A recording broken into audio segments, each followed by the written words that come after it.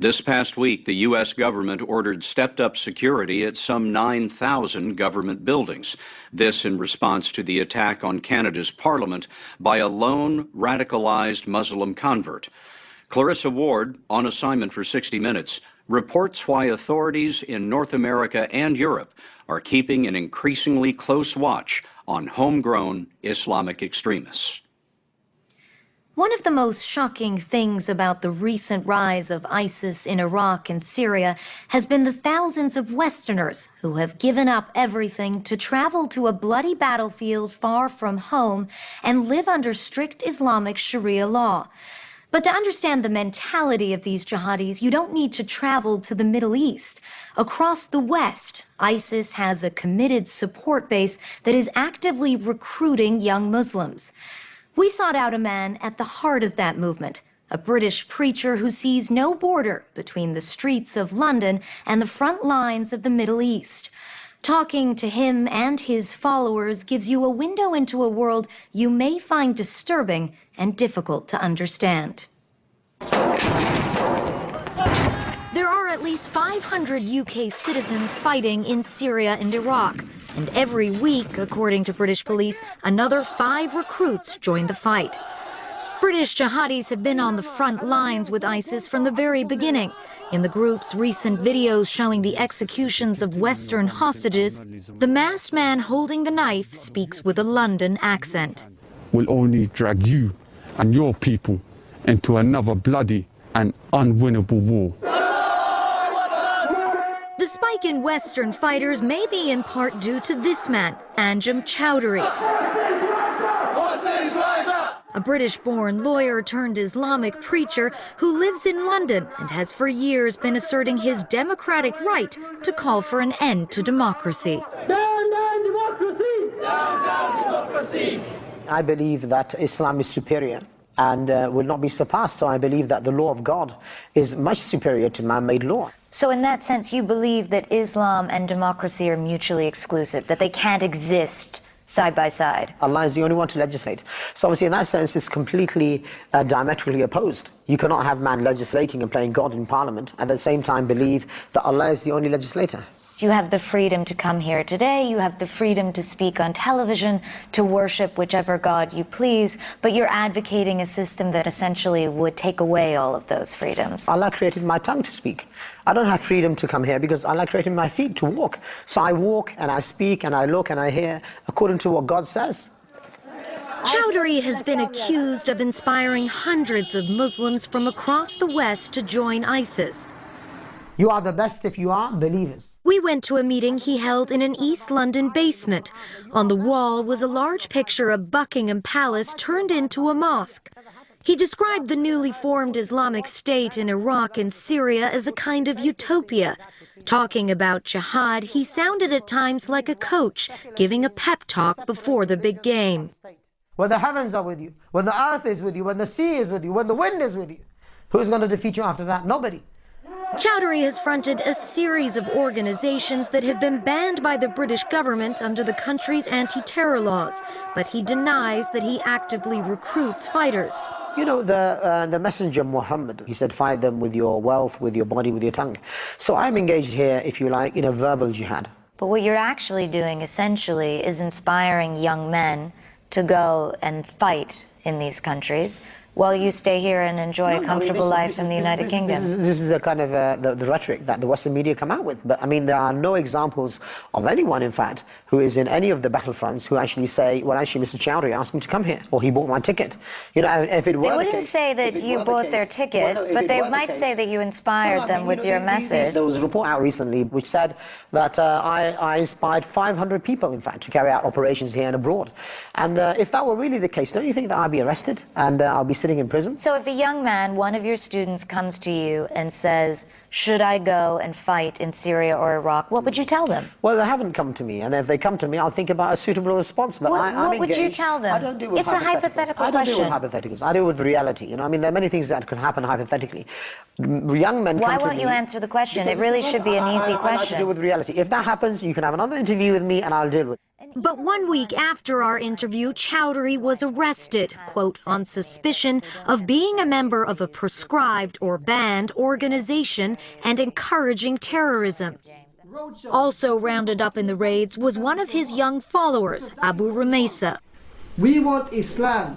We want Islam to dominate the world. UK, France. Talking to Rumeysa, you come face to face with a version of Islam that wipes out every other aspect of a person's identity. He is a convert from Hinduism, but his new beliefs bar even the most basic human feelings towards his mother and other family members who didn't convert. I don't love them as non-Muslims, but I desire for them to become Muslim and embrace Islam. But you love her as your mother. She's my mother and she has rights over me, so I have to take care of her, I have to look after her, I have to make sure that, you know, she's protected and secure, so I fulfill my obligations like that. But do you feel love for her? It's not allowed for me to love non-Muslims, so that's something that is a matter of faith. So do you feel that you are British? I identify myself as Muslim. If I was born in a stable, you know, I'm not going to be a horse. If I was born in Nazi Germany, I'm not going to be a Nazi. I mean, this is just an island I was born in. Rumeysa and Chowdhury both live in East London, which is home to one of the largest Muslim populations in the UK. In one part of town, Rumeysa and his associates have set up so-called Sharia patrols to go out and discourage behavior that they deem un-Islamic. There's some guys there. On this night, they stopped to talk to a couple of non-Muslim men who were in a park drinking beer, which is forbidden under Islam. So we're just reminding the community about staying safe. And in this area, there's a lot of gambling that goes on, a lot of alcohol drinking, and it leads to a lot of problems.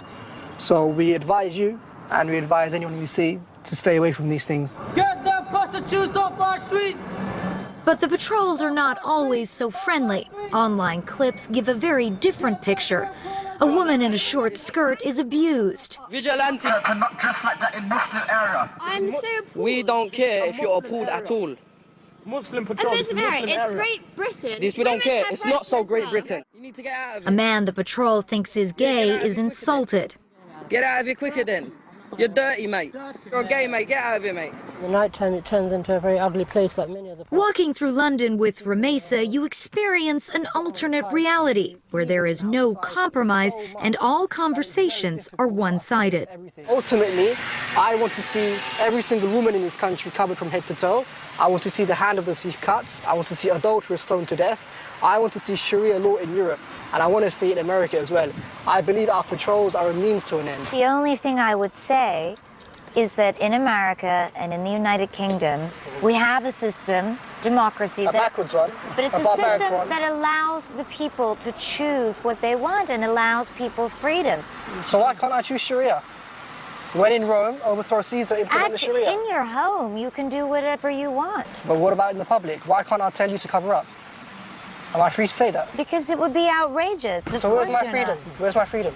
You can say it to me, but okay, so cover up, wear the hijab. That's absurd. The thought of Chowdhury's supporters taking the law into their own hands is deeply frightening to most British people. This is a group that believes the West is at war with Islam and that the invasions of Iraq and Afghanistan justify any kind of violence in response. The most shocking example of that logic was the gruesome and very public murder of British soldier Lee Rigby on a London street last year. We have killed this man today is because Muslims are dying daily by British soldiers. On that day, the man wielding the knife was a known associate of Chowdhury.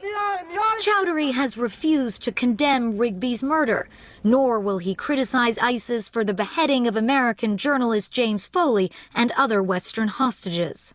You know, I don't know the details about James Foley. I know the details. Let me educate you because he was a friend of mine. I'm afraid. Sorry, I don't believe you. You don't believe me that James Foley was a journalist? I don't believe any Western journalist, quite frankly. I believe you're liars until proven otherwise. But let me tell you something.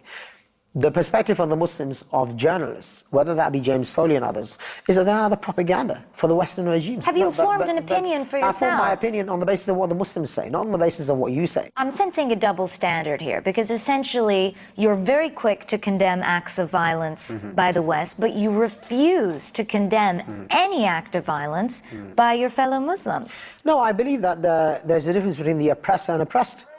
Britain's authorities have struggled with how to handle extremists like Chowdhury and his followers. He has been arrested multiple times, but never convicted of anything more than staging an illegal demonstration. And now the police face a new challenge that is nearly impossible to manage: the spread of Islamic extremism through slickly produced online propaganda films from real fighters in real battlefields. We will chop off the heads of the Americans, chop off the heads of the French, chop off the heads of whoever you may bring. Those videos have proven wildly attractive to thousands of young people who feel alienated from the Western societies they live in. For them, jihad offers the promise of power and glory. Sir Peter Fahy is in charge of a government program called Prevent, set up to combat the radicalization of British Muslims. I think the big concern about the current situation is just a huge amount of material which is available on social media and the various publications and the various videos that I think a lot of us are struggling to come to terms with and get a good picture of. So in a sense, it's less about preachers radicalizing young men, and it's more young fighters radicalizing other young fighters from the battlefield using social media as their recruitment platform. I think you're absolutely right. That is my concern, is that what has changed again over recent months is that you have got local people identifiable as real people. You've got, a person who's identifiably British, who's gone out there and is absolutely using social media to be able to communicate directly into your son or daughter's bedroom and to encourage them to come out. And I think that is extremely worrying. As a new development. As I say, I think a lot of families and a lot of parents, including obviously Muslim parents, are very concerned about that. Bedroom jihad, they're calling it. It's almost that personal contact, which is the worrying aspect. But, we need to be aware of all different forms of brainwashing and radicalisation. If their parents can't stop it, what can you do to stop it? Well, all we can do is raise awareness. But you're absolutely right, and we constantly agonise about whether this is a job for the police or not. Britain's mainstream Muslim leaders are speaking out against ISIS and have discouraged young men in their communities from joining the fight. But the ongoing US-led military campaign in Syria and Iraq has stoked anger and raised fears of terrorist retaliation attacks in the West. Do you believe that there will be more attacks in the West? Yes, I believe it's inevitable. If you believe that, would you ever use your role as a British citizen and as a Muslim to actively dissuade people from launching attacks here in the UK, in the US, in the West? Well, I think we need to deal with the root causes. I think it's really absurd to say, well, why shouldn't people react? The fact is, if we don't deal with the root cause, which is the occupation of Muslim land, which is the torture of Muslims, which is the foreign policy of governments like Britain and America, then you will never be able to stop people. So just so I understand, you will continue to refuse to condemn acts of terror? Well, as I say, I'm not in the game of condemnation or condoning. It's really just a yes or no question. Well, I don't want to answer you with a yes or no answer. But Chowdhury, who is out on bail, will have to give answers when he reports to police in January. His case is a serious test of the government's strategy to fight extremism. Clarissa Ward describes her strategy for interviewing extremists. Go to 60minutesovertime.com, sponsored by Viagra. When we introduced you to the former Navy SEAL called Mark Owen 2 years ago, he told us his riveting first-hand account of how SEAL Team 6 killed Osama bin Laden. It was the tale that he wrote about in his best-selling book, No Easy Day. He told us that he wrote the book to set the record straight and planned to donate most of the profits to charities benefiting families of fallen Navy SEALs. He kept his real name secret, expecting to disappear back into the shadows. But that's not how it worked out. This is the story of how one of the men who shot Osama bin Laden came under fire from his fellow SEALs and his own government, and what he'd like to say now to make amends. You know, I wonder how you compare the stress of the last 2 years to the kind of work you did as a SEAL. I would go back overseas today and deal with fighting ISIS face to face rather than deal with the last 2 years again. The last 2 years were something that Mark Owen never trained for. He's been investigated by the government, excommunicated by the SEAL leadership, and inundated with legal bills, all for writing the first eyewitness account of the bin Laden raid, and for being the first SEAL to talk about it publicly in our interview in 2012. And then all of a sudden we banked hard 90 degrees. It was very apparent that something was wrong. What do you say to people who believe fervently that you do secret operations for the government and they stay secret until you die? You don't say anything about them. How many former secretaries of defense have written books? How many former generals have written books? How many former SOCOM, special operations commanders, have written books? I'm a nobody, right? I'm a senior enlisted guy that did 13 straight deployments. Nothing else. Nothing. I've sacrificed everything in my life to continue raising my hand, volunteering right next to my brothers to continue to go back overseas and do what we could to help. So it's tough. So if it's fair for the generals, it should be fair for the enlisted men too. Absolutely. Those 13 deployments he mentioned include many to Afghanistan and Iraq, plus the bin Laden raid and the famous mission that freed Captain Richard Phillips, held hostage by Somali pirates, in 2009. In both of our interviews, we disguised his appearance and his voice for his safety. In 2012, he walked us through the assault on bin Laden's house. Owen told us he was in line right behind the SEAL who shot bin Laden first.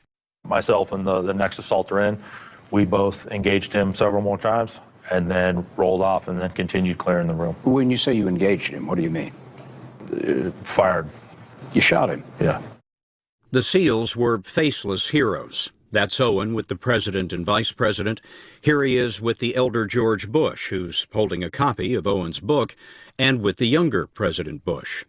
But even amid the celebrating, over at the Pentagon there was growing anger, because Owen had skipped a step that is considered mandatory. He didn't clear the book with government censors. Defense Secretary Leon Panetta fired back on CBS This Morning. 2 days after your first interview ran on 60 Minutes, the Secretary of Defense came on CBS News and said that your book tells our enemies essentially how we operate and what we do to go after them, and when you do that, you tip them off. How the hell can we run sensitive operations here that go after enemies if people are allowed to do that? Did you do that? Did I disclose anything that would have put the guys in harm's way? That's absolutely not what I intended to do. These are my brothers that I served beside for years, and a lot of them continue to serve. These are guys I lived and died next to. These are not guys that I would want to sacrifice their security for any reason.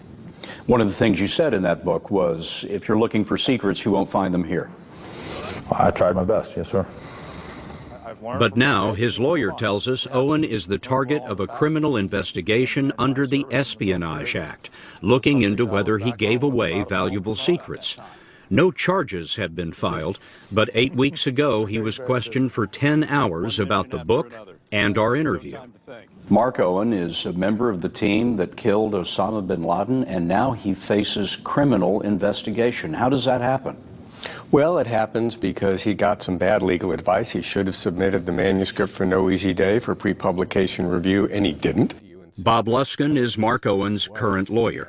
And folks in the Defense Department were concerned that it disclosed classified information, and so they're conducting an investigation to see whether he did it with the wrong intent. Was classified information disclosed? Well, I can't discuss that. You know, in the catch-22 world of classified information, you can't talk about what you can't talk about. And the government won't talk about the investigation either. But we've learned that one area of concern deals with the existence of the SEAL's special night vision goggles mentioned in the book. Anyone can find the goggles on the manufacturer's website, but just because a secret is out doesn't mean it isn't still classified. Owen told us that he skipped the pre-publication review on advice of his former lawyer, who had helped other retired special operations troops with their books. Those books had never, nobody had ever gotten in trouble for them. I went to him and I said, okay, hey, look, what are my legal obligations? He said, look, you have no legal obligation to get it reviewed. You're a civilian now. I can review it for you. I had no reason to believe otherwise. What do you know now? That you're absolutely supposed to get any type of manuscript or book reviewed. In this interview, you've acknowledged not following the procedures properly, and I wonder why you think you should not be prosecuted. From the beginning, I've always tried to do the right thing. Had we purposely tried to go around what my obligations were, absolutely I should be held accountable. But the fact is I didn't. I hired a lawyer with my own money off to the side because I wanted to do the right thing. I got horrible advice, and I've dealt with that for the past 2 years. Owen's previous lawyer, who helped with the book, denies that the legal advice was faulty, but he won't comment further. It turns out that the criminal investigation is just the half of it. There's also been an anonymous campaign of retribution, apparently from inside the military. One piece of indisputably classified information revealed at the time was Owen's real name, leaked to the media before our first interview by persons unknown. What did you have to do for your own personal safety once your name came out? Let's just say I fly a little further underneath the radar than I ever have before. I don't want anybody to know where I live. That's not the important piece. I want to be very cautious. Security-wise, obviously, the world is a crazy place right now. ISIS and plenty of other bad guys out there. When you tried to reach out to your former commander to explain yourself when the first book came out, what happened? How did he react? The first thing I wanted to do when I figured out that, wow, whoa, this is going to be a little bigger than I thought, there's going to be some issues here, then I want to reach out to my former command and say, hey, look, sir, let's discuss. I have nothing to hide. Let's talk about this. I got a text message back just simply saying, delete me. Delete me? What did that mean? I take that as he did not want to hear from me or talk with me anymore. Owen appears to be the only one under investigation, even though several people have talked about the raid. Someone unnamed revealed details to the New Yorker magazine. There's another well-informed book by author Mark Bowden. And then there's the movie, 0-Dark-30. Come on out! Which also depicts those night vision goggles, by the way. Back it up! The movie makers met with the acting director of the CIA, senior White House officials, and the Pentagon's Undersecretary for Intelligence, Mike Vickers. According to this Pentagon transcript obtained by the group Judicial Watch, Vickers says he will give the screenwriter someone who, quote, was involved from the beginning as a planner, a SEAL Team 6 operator and commander. The only thing we ask is that you not reveal his name because he shouldn't be talking out of school. The meeting with the commander was apparently called off after critics accused the administration of revealing too much. I wonder if Mark Owen is being singled out here. Look, the folks on the other side, I think, are honest and well-intentioned, and they're trying hard to do a difficult job. But having said that, there's clearly something outlandish about a process as a whole in which people are free to leak classified information to the person who wrote the New Yorker article, to Mark Bowden, to the folks who produced 0-Dark-30, and at the end of the day, the only person who's held accountable is the person who risked his life. It's not fair at all. It's an absurd result. The best result that Mark Owen can hope for now is to avoid prosecution and reach a settlement that would give the government most of the profits from No Easy Day, profits that Owen intended to donate to Navy SEAL charities. Such an agreement is still being negotiated. Was an apology part of the agreement that you wanted to strike with the government? Sure, and it's not that they needed to ask me to get on the media and say I'm sorry. Would you like to make that public apology right here, right now? Yeah, sure, absolutely. I did not set out to bypass any rules, regulations. I felt that I was doing everything the right way, legally. Obviously, that was a mistake, so no, I'm very sorry about that, and I've proven that we can do things a different way, which is what we've done with No Hero. No Hero is his new book, which he did clear with the Pentagon, and the censors struck part of it out. But the reader can infer that this is about Captain Phillips, also the subject of a movie, and then there's SEAL Team Blank. Owen is not allowed to use the number 6. The prologue of the book, called 40 Names, is a vivid reminder of how much the SEALs have sacrificed in Afghanistan and Iraq. There are 40 names in my cell phone contact list that are no longer here. 40 names of people who've been killed. Yeah. Why do you keep them in your cell phone contact list? How can I delete them? Right? These are friends of mine that I served with, next to, ate dinner with, had a beer with, you name it. And they're no longer here. How can I delete that name out of my phone? I can't. It's like losing them forever. Sure. No Hero is about the lessons that Owen learned as a SEAL, usually from failing at things.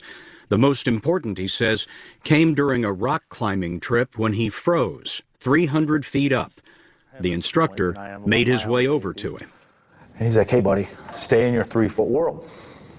What the hell are you talking about? He says, look, you can't affect anything outside of 3 feet around you, can you? I'm like, well, no. Stay in your 3-foot world. Look inside your 3-foot world, find the next handhold, and climb your way out. I climbed my way out, and I've applied that analogy to so many things in my life. If I can't affect them, don't worry about it. You can't. People waste so much of their time and effort worrying about things outside of their control. Learn from them, move on, and don't worry about it. You don't dwell on the past. Staying within his 3-foot world has helped Mark Owen these last 2 years. He would still have written No Easy Day, he told us, but now he says he would have done it by the book. If you are able to reach a settlement of this criminal investigation with the government, what will that mean to you? A huge weight off my shoulders. I don't feel as if I've officially moved on and out of the military, because I still feel like I'm somewhat under the thumb of this issue. And I would love more than anything to just move past that, move on with my life and figure out what life has in store for me.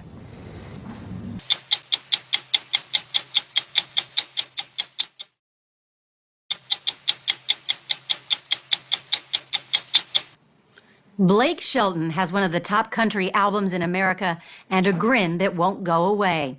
He's country music's most recognizable star, and that's saying something, since 80 million Americans listen to country music every week. Songs about hookups, pickup trucks, and solo cups. And that's just fine with the 38-year-old Shelton, who grew up in Oklahoma, wears jeans and alligator skin boots every day, and as you'll see, has enough personality to fill out his 6'5" country boy frame. What is it about country that's so popular?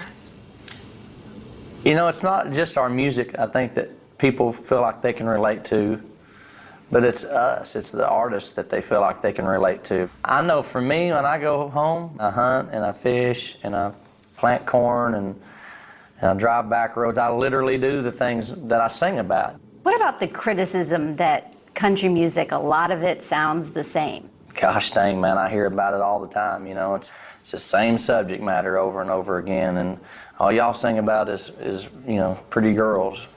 There's a lot of songs about drinking, too. I like pretty girls, and I like drinking, and I like singing about it, so get over it. That's my take on it.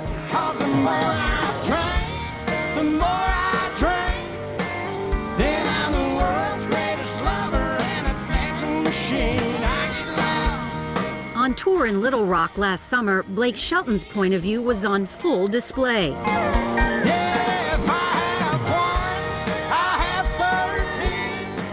His concerts across the country are filled with people who see things the way he does. Well, pot's popping, the radio's a rockin', country boy can't survive. If you got a problem with that, you can kiss my country ass. Yeah, the boys round here drinking that ice cold beer. Seats at Shelton shows are usually holding more beers than behinds. His audience prefers stand-up sing-alongs. Round here, singing up a prayer to the man upstairs. Backwoods legit, don't take no lip. Shoot it back and shoot it back and shoot it back and split. Here's one of my favorites from one of your biggest hits, Boys Round Here. Backwoods legit, chew tobacco, chew tobacco, chew tobacco, spit.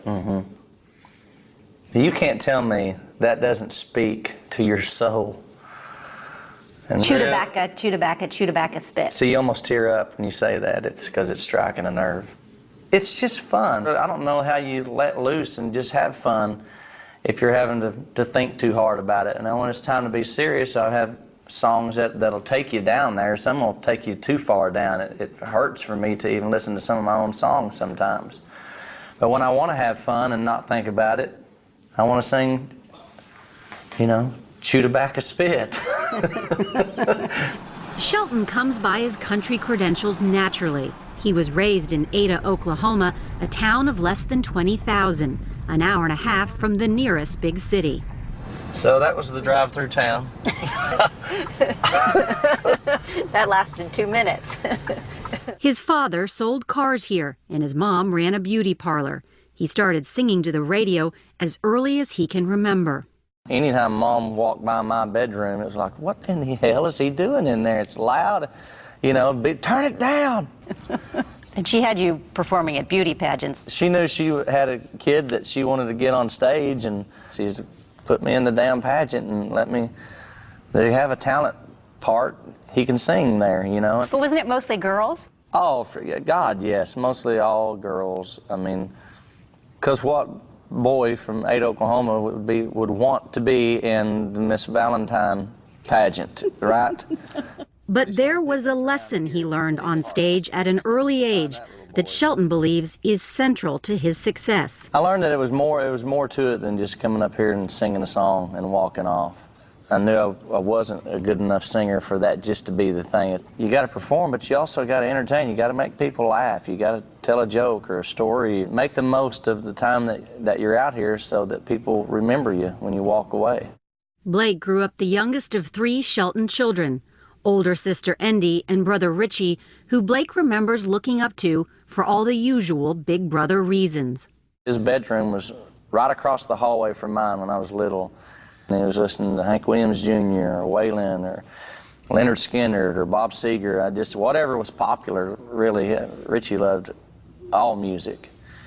And I would be sitting there going, man, that guy's my hero. That's the coolest guy. He's my big brother.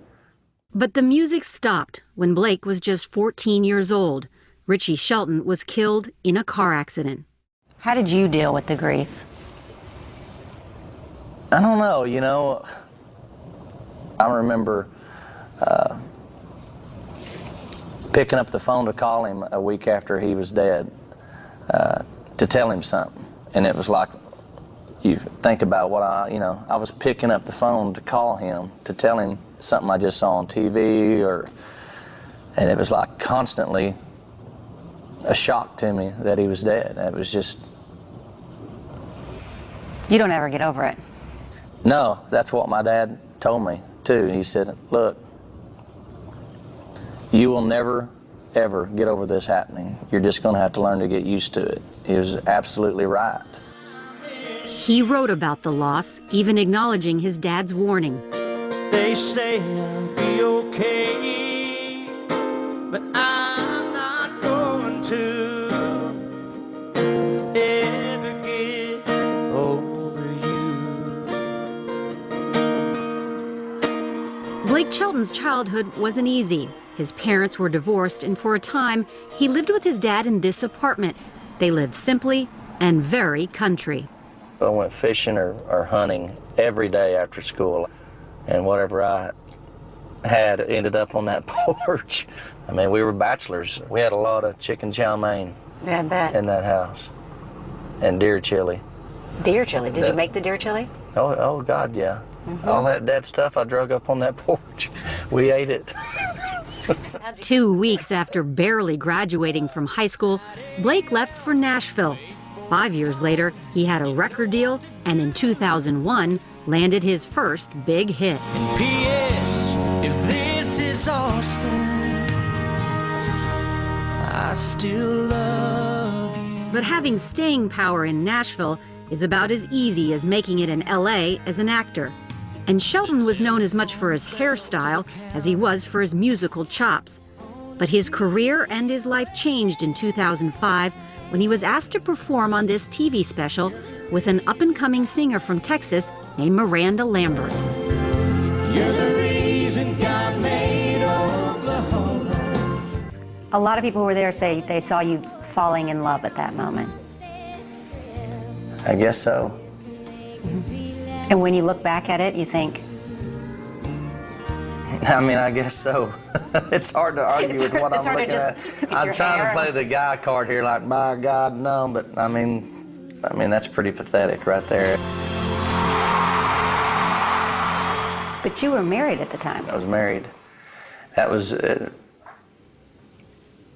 easily the toughest thing that I've, been through on a, I put my divorce up there with my brother's death, and that was a tough call to make. Shelton eventually married Lambert, and he started to string together hit after hit.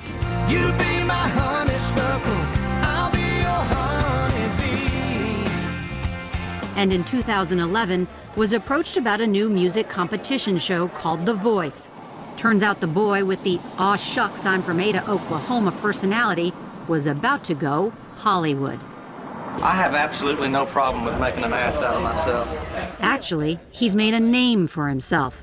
When it started, Shelton was probably the show's least known star, but today he's known as the unpredictable judge with the quickest wit. Can I talk? Yeah, go ahead. Oh my God.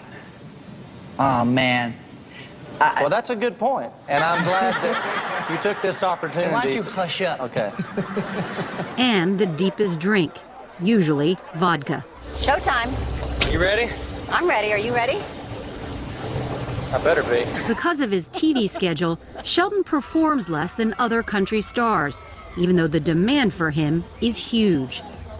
Welcome back to the ACM Awards. He hosts the Academy of Country Music Awards and holds a unique country music record, 12 consecutive #1 singles. So far. You don't write too many of your songs. I don't. I've written 200 songs in my life, or 300 songs. I probably have 15 of those that I'm proud of, that I'm truly go, man, I did something there. And I can't imagine me convincing myself that I'm a better songwriter than some of these people in Nashville. I just want the song to be the best song it can possibly be. His other priority is getting home as often as possible. When his TV shows or concerts wrap, he heads immediately to the nearest private airport. I am leaving Hollywood. Thank you, God. To get back home to Oklahoma, close to where he used to hunt and fish with his dad. He lives with his wife, Miranda Lambert, on a 1,200-acre ranch.